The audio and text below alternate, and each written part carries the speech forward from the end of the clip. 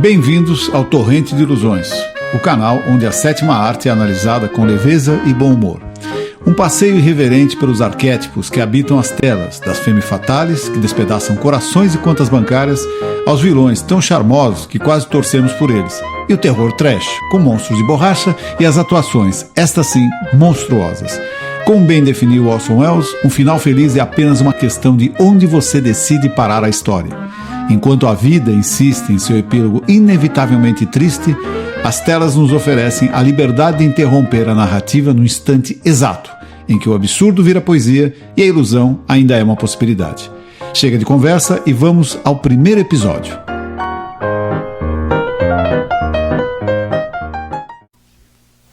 You had plenty money, 1922. Ela entra na sala, todos param. Os homens procuram saídas de emergência. As mulheres disfarçam a inveja.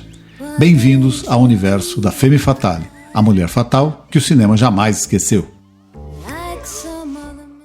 Mas antes que ela virasse clichê, foi uma revolução. E essa revolução começou muito antes de Marlene Dietrich, que aliás terá um episódio só para ela. Hoje vamos desvendar como o cinema criou, moldou e, em alguns casos, castrou esse arquétipo fascinante. As femme fatales do início do cinema foram as atrizes que personificavam o arquétipo da vamp, uma mulher sedutora e perigosa que usava sua beleza e charme para levar os homens à ruína. O termo vamp foi criado a partir da série Os Vampiros, de 1915 a 1916, estrelado por Musidora, uma atriz francesa que ficou famosa por seu papel como Irma Vep. A metáfora sugeria que eram mulheres que sugavam a vida de suas vítimas. Só o nome Femme Fatale é francês, já as Femme Fatales, tão charmosas quanto traiçoeiras, sempre existiram. É aquela mulher que entra no ambiente e faz os relógios pararem, junto com o senso de autodefesa dos homens. Desde os tempos em que Circe transformava navegadores em porcos e Dalila cortava cabelos e cabeças, ela aperfeiçoou a arte de levar cavalheiros à beira do abismo, com um sorriso que promete tudo, mas não cumpre nada. Tudo começa em 1915, com uma mulher chamada Theda Bara, nome que, não por acaso, é um anagrama de árabe death. Muito antes de Marlene Dietrich apagar cigarros com uma sobrancelha arqueada, Theda Bara já seduzia plateias mudas e atentas. O cinema nem tinha trilha sonora, só música ao vivo e muita imaginação. Theda Bara, a original Vamp, e não me venha com essa história de Crepúsculo, encarnava o perigo exótico. Seu nome virou sinônimo de mulher fatal.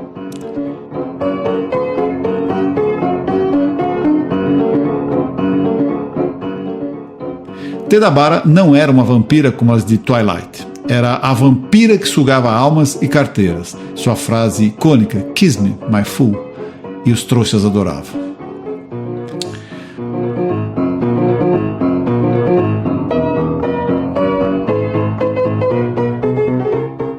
Os estúdios inventaram que ela era filha de um sheik, nascida no deserto do Saara. Na verdade, ela era de Cincinnati. Podia ser de Osasco, de São João do Meriti, o importante é que Theda criou o molde. Mulher exótica, sexualmente agressiva e 100% fatal.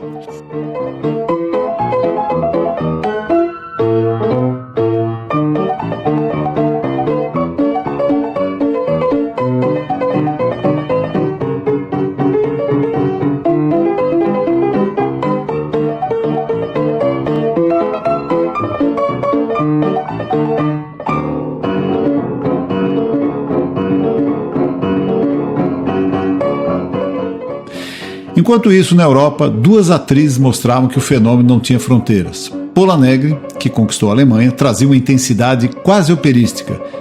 E Yara Nazimova, em Salomé, dava à Femme Fatale uma sofisticação artística que Hollywood ainda não conhecia.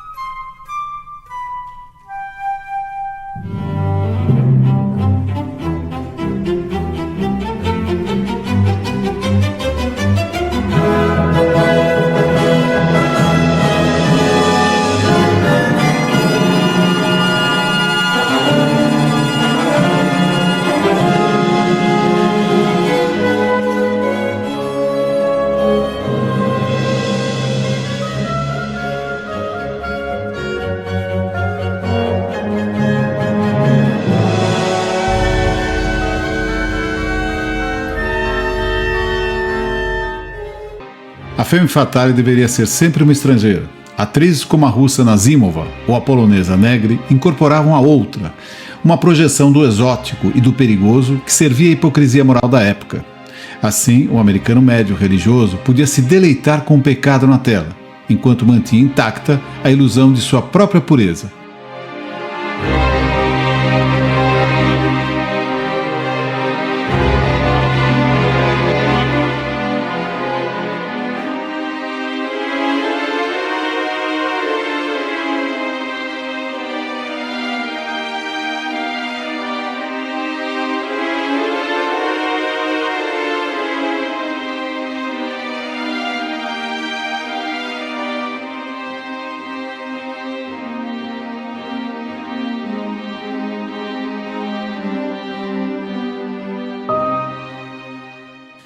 Contra essa ideia da outra, a América criou suas próprias rebeldes.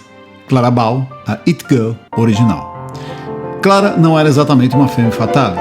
Ela era algo mais perigoso, a garota moderna, sexualidade como alegria, não como arma.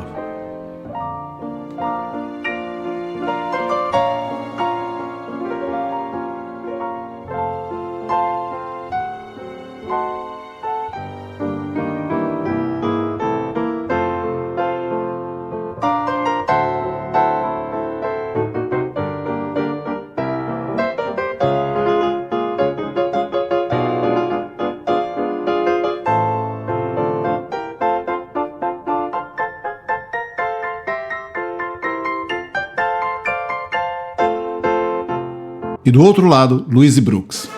Se Hollywood fosse um baile, Louise seria aquela que chega, dança com quem quer e, quando enjoa, vai embora sozinha, deixando todo mundo no vácuo.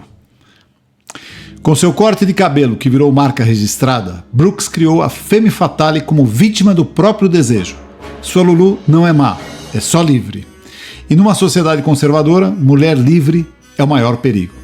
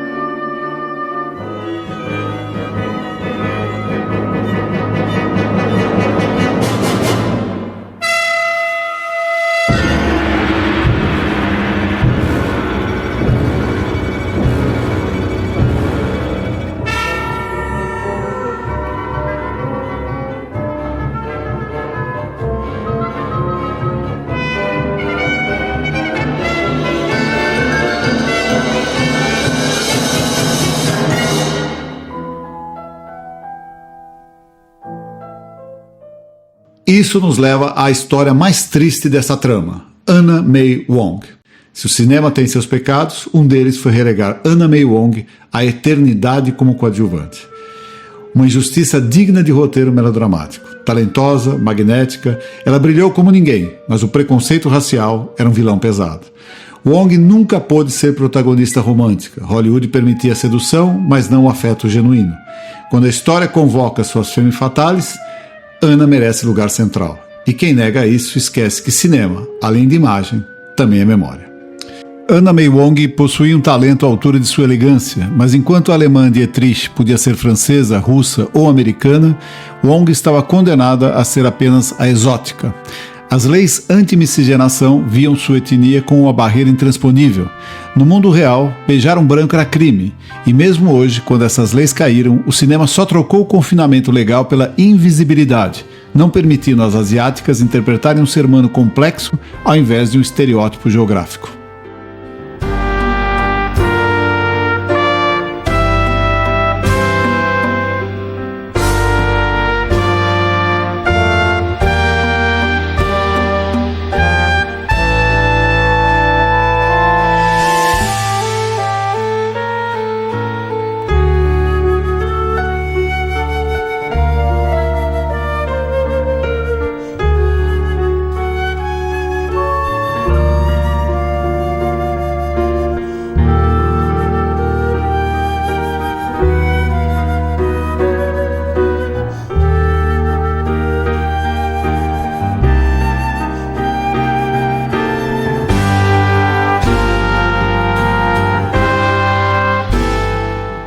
Quase 100 anos depois, o cinema tenta corrigir sua própria injustiça.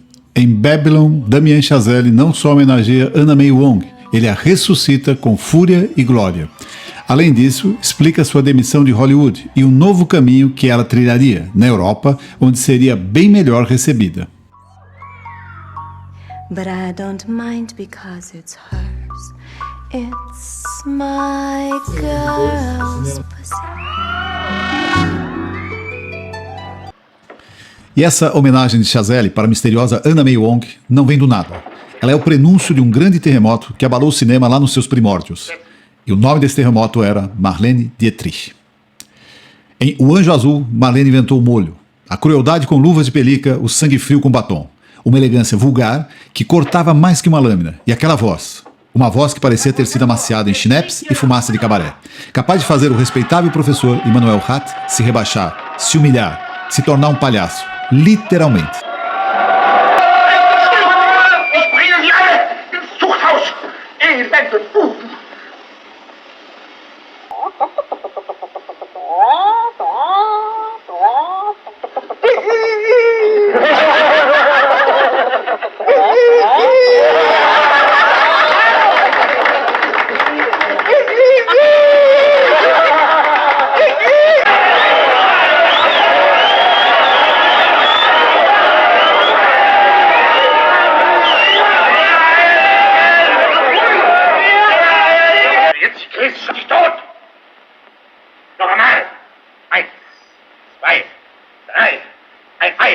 Ein original echtes Hühnerei, bitte!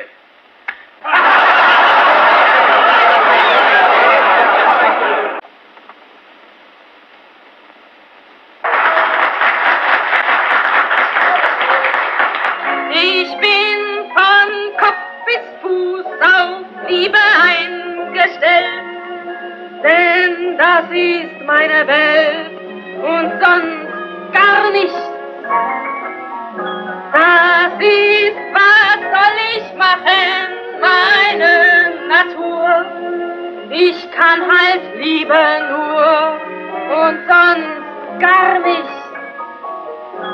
Da umschwirren mich wie Motten um das Licht. Und wenn sie verbrennen, ja, dafür kann ich nicht. Ich bin von Kopf bis Fuß auf Liebe eingestellt. Sozinha, naquela arena, com suas pernas e seu cinzeiro, ela preenchia a tela e hipnotizava. Foi ela, Marlene Dietrich, que abriu as portas para todas as femme fatales que vieram depois. Anna May Wong era sua contemporânea, inclusive participando juntas no filme O Expresso de Xangai. É uma linhagem, uma árvore genealógica do que Wilson Simonal chamaria de a beleza, o charme e o veneno da femme fatale. Até o próximo episódio, porque algumas histórias não podem ser apagadas, assim como as luzes da última sessão de cinema.